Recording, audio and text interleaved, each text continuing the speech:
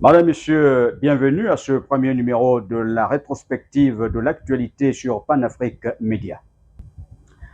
En ouverture de ce premier numéro de la rétrospective de l'actualité sur Panafrique Média, la politique avec la réunion de restitution du Conseil provincial de Langounié, prélude à la tenue du congrès du Parti démocratique gabonais qui aura lieu du 23 au 24 décembre 2022. Détails et explications dans ce reportage signé de Ondo à Ondo et Frédéric Ebié-Evuna de notre rédaction.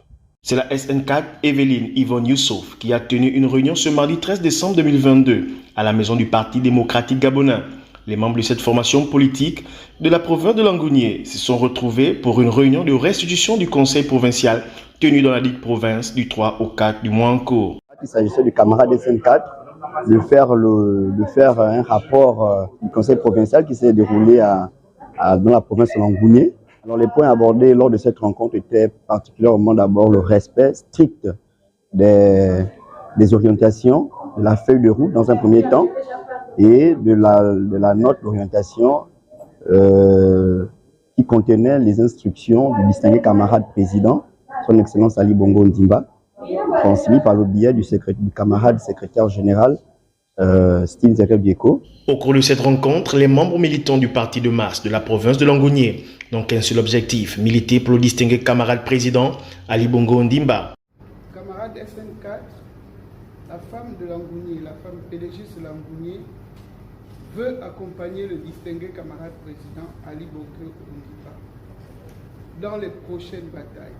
Nous pensons, bien nous, donc je m'inclus dedans, qu'on ne peut pas avoir la chance d'avoir une SN femme et que nous n'approchons pas la vision du distingué camarade président.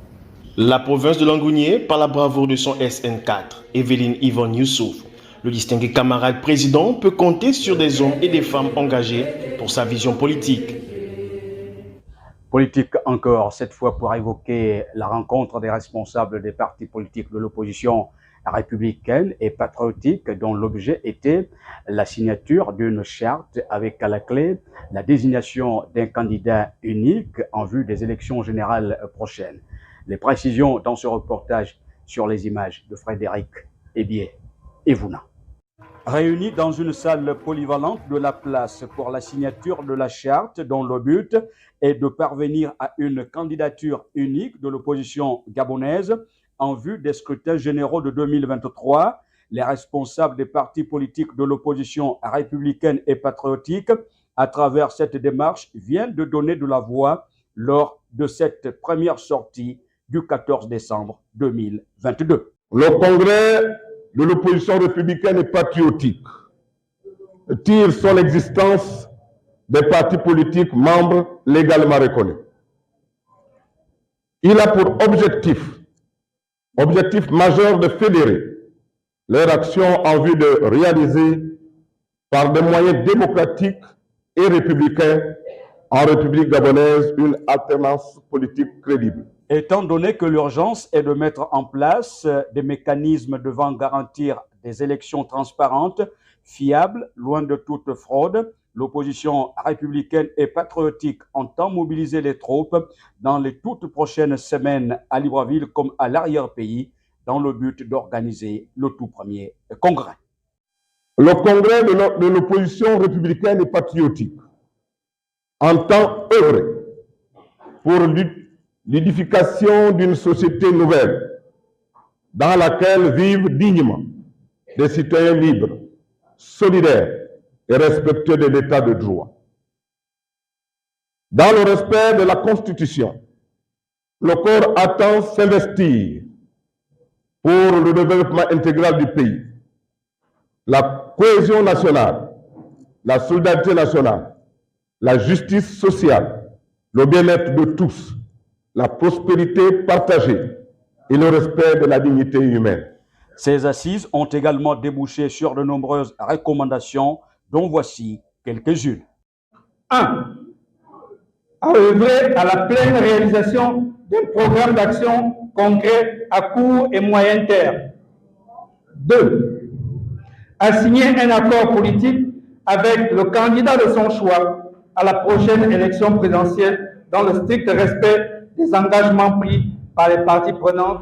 Autant dire que les élections générales de 2023 au Gabon s'annoncent préoccupantes pour plus d'un. Pour boucler le dossier politique, parlons du 7e anniversaire de Gabon j'appartiens à Jésus, dont les églises 12-12 ont tenu à marquer de leur présence aux côtés de l'église Nazareth dirigée par le révérend pasteur Georges Moussi, retrouvailles qui avait pour enjeu essentiel la sensibilisation des populations sur ce que valent les futures consultations électorales de 2023. Ondo à Ondo et Frédéric Ebie-Evuna. Pour plus de détails. C'est en présence des autorités religieuses et politiques que les églises de 12-12 ont organisé ce 12 décembre dans l'enceinte de l'église internationale de Nazareth, le 7e anniversaire de l'offrande à la nation gabonaise, baptisée Gabon j'appartiens à Jésus. Jésus-Christ est le chemin pour notre développement. Jésus-Christ est la vérité pour notre liberté. Jésus-Christ est la vie pour notre vivre ensemble. Les slogans, les promesses vaines ne peuvent changer la vie de qui que ce soit. Lors de cette célébration, le révérend pasteur Georges Bruno Ngoussi est revenu sur la genèse de ce programme intitulé Gabon j'appartiens à Jésus. De vivre ensemble dans une cohésion et une confiance mutuelle nous attend dès le 1er janvier 2023, par l'accomplissement du processus de la nouvelle naissance du Gabon. C'est confiant à cette promesse que les églises du 12-12 vous invitent à lever vos mains au ciel pour implorer la miséricorde et la grâce de Dieu. C'est par un acte prophétique posé au PK13 lors de l'inauguration du panneau géant Gabon j'appartiens à Jésus que le révérend pasteur Bruno Ngoussi a scellé ces moments. Changeons de registre à présent pour parler éducation, pour dire que les élèves des établissements primaires et secondaires de la capitale gabonaise Libreville ainsi que ceux de l'intérieur du pays ont pris leurs vacances les 16 et 17 décembre 2022. Au lycée André-Gustave Anguillet d'Aoungu, les parents se sont rendus massivement pour récupérer les bulletins de notes de leurs enfants. De façon générale, les résultats sont plus que jamais satisfaisants, à en croire le proviseur du dit établissement, le proviseur Marguerite Estelle C. Roger. Plusieurs établissements secondaires du Grand Libreville ont procédé ce samedi 17 décembre 2022 à la remise des bulletins de notes du premier trimestre aux élèves, comme ici au lycée André-Gustave Anguillet, situé dans la commune d'Ovendo. Très bien même parce qu'il y a eu une bonne collaboration, les parents sont là, nous prenons du temps à expliquer à certains parents qui veulent comprendre. Pour le moment, il n'y a pas d'incident, tout se passe bien. Les parents suivent et certains sont venus nombreux pour cette situation, pour prendre à tâche à la remise des bulletins. Aujourd'hui, c'est la signature des bulletins. On s'est venu prendre les bulletins de mes deux enfants. Mais je suis très contente. Moi, je ne donne pas mon argent une taxe en 20. Et bien, ils ont eu la moyenne. Celle de la première et celui de la 5e. Je suis venu récupérer mon bulletin de mon fils de classe de première B3 au lycée d'Aoungu. Satisfait du travail? Non, parce que l'enfant n'a pas pu avoir au minimum 10 qu'on demande, la moyenne générale. Sourire aux lèvres pour les admis, mine attachée pour d'autres n'ayant pas obtenu une moyenne de 10 trimestriels, mais ne compte pas baisser les bras au deuxième trimestre. Tu as eu la moyenne? Oui. Combien? 10,45. Tu es contente? Oui. Non, ça n'a pas été. Pourquoi? Parce que j'ai une note. Vous êtes redoublant? Oui. Ça fait combien de fois que vous avez été la 3 fois. Pour les dirigeants de cet établissement, les résultats sont plus que satisfaisants au regard du taux de réussite. Nous avons eu un trimestre assez long. En termes de bilan, nous sommes assez satisfaits parce que nous avons plus de 60% des élèves qui ont eu la moyenne.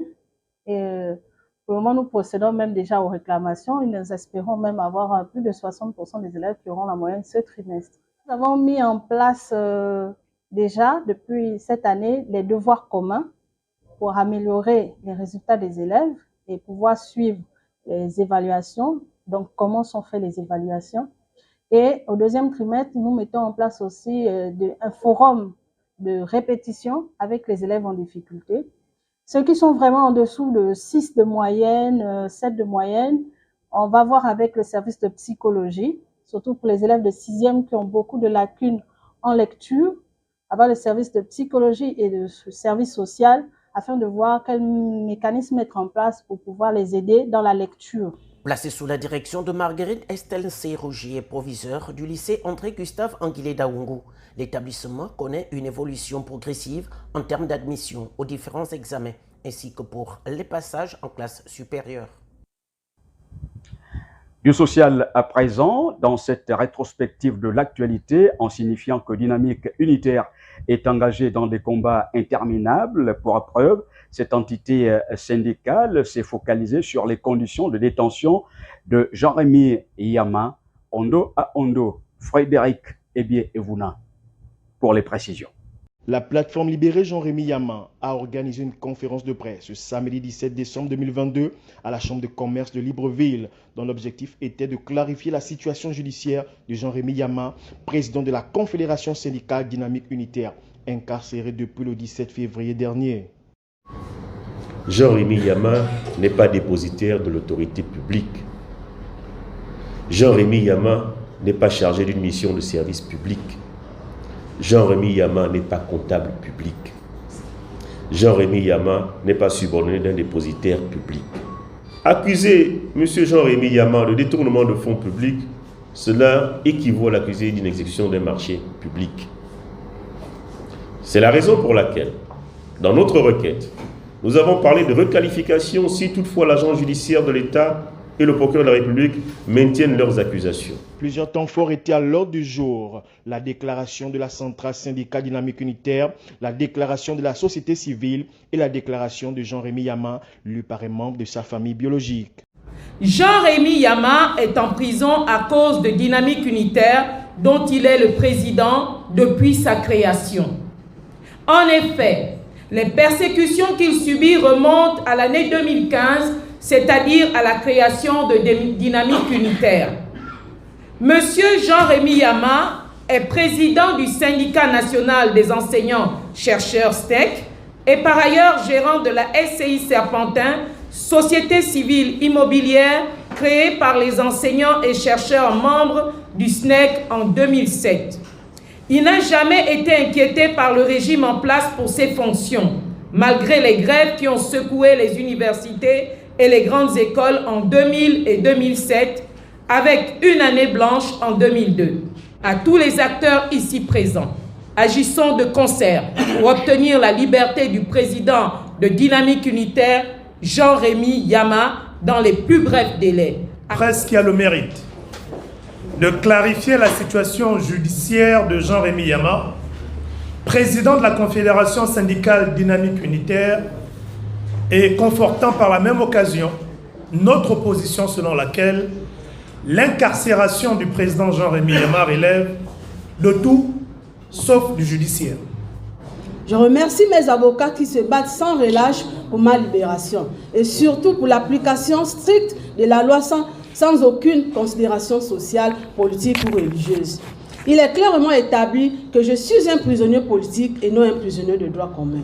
Faut-il qu'à la veille de chaque élection présidentielle, je sois toujours persécuté? Au regard de ce qui précède, les raisons justifiant la détention de Jean-Rémy Yama ne sont pas judiciaires. Sinon, pourquoi autant de divergences dans l'application du code pénal? Un mot de culture dans cette rétrospective de l'actualité, les enjeux de l'inculturation, thème de la deuxième édition de la journée culturelle organisée par le cabinet Azizé Nongou, conseil. Pour le docteur Fabiola Tapoyo, il va falloir mettre les bouchées doubles. Reportage. Les enjeux de l'inculturation, principal thème sur lequel les débats se sont focalisés lors de la deuxième édition de journée culturelle.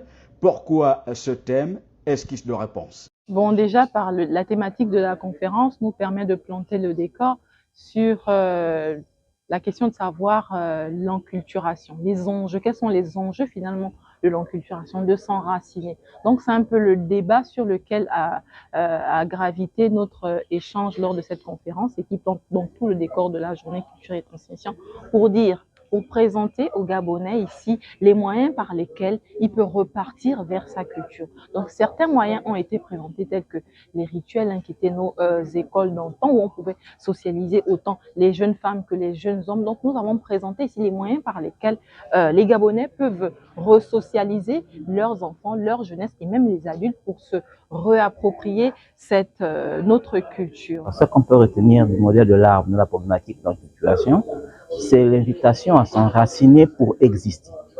Voilà, parce que l'arbre s'impose et nous montre qu'il existe. Et nous aussi, qui avons subi, on va dire, les affres de la déculturation ou de la culturation, nous devons nous enculturer. Et l'arbre, c'est le modèle, le prototype.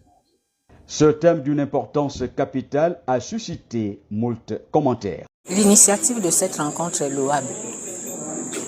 Je crois que nous avons ce devoir de pouvoir revenir à nos traditions. Revenir à nos traditions tout simplement parce que nous avons le devoir de pouvoir transmettre cette tradition à nos enfants, à toute la société. Parce que la société est devenue aujourd'hui pratiquement une société acculturée. L'enculturation se fait par le biais des jeux. Ça transporte la philosophie, le mysticisme, la religion, l'élévation, la pédagogie, tout ce que vous pouvez connaître comme moyen, comme expression de la culture. La vulgarisation et la promotion des langues gabonaises s'avèrent indispensables, d'où l'implication de toutes les forces vives de la nation pour parvenir aux résultats escomptés. À titre de rappel, ces journées culturelles sont à mettre à l'actif du cabinet Azizé Nongo Conseil, dont la lutte est de promouvoir les langues gabonaises. La culture, nous en parlons et nous y restons. À l'occasion de la célébration de ses 10 ans de carrière, l'écrivaine gabonaise Mouetz Destiné Poga était au contact de ses lecteurs afin de partager son expérience. Reportage Ondo à Ondo. À l'occasion de la célébration de ses 10 ans de carrière, Mouetz Destiné Bogat, l'écrivaine gabonaise à la double identité, la romancière qui fait voyager à travers sa plume, a rencontré son lectorat qui a convergé en nombre à la Chambre de commerce de Libreville ce samedi 17 décembre 2022 afin de partager quelques étapes de cette brillante carrière. J'ai croisé l'écriture. Elle m'a séduite. Elle m'a enlacée. Puis elle m'a entraînée aux envolées lyriques. Je suis aussi poétesse, pour ceux qui savent pas. Voilà. Elle est aussi devenue depuis lors une partie de moi, ou dois-je dire, l'expression la plus parfaite de moi. L'écriture est mon moyen d'expression favori, mais pas seulement. L'écriture est une amie qui me conseille et me console, qui m'éblouit, qui me guide, qui me sourit, qui m'apaise, qui me sonde et qui me chérit. Mouetz Destiné Bogat n'a pas manqué de donner quelques explications sur ces deux identités qui font le sel de sa plume. Aujourd'hui, nous sommes spécialement là pour célébrer mes 10 ans d'écriture parce qu'en août 2022, ça fait 10 ans que je suis devenue écrivaine. Et pendant ces 10 ans, j'ai commis une quinzaine d'œuvres, aussi bien à titre individuel que collectif. Et il était question de marquer le temps, de marquer cette date pour se dire 10 ans, c'est beaucoup. Mais c'est aussi le début de nouvelles choses.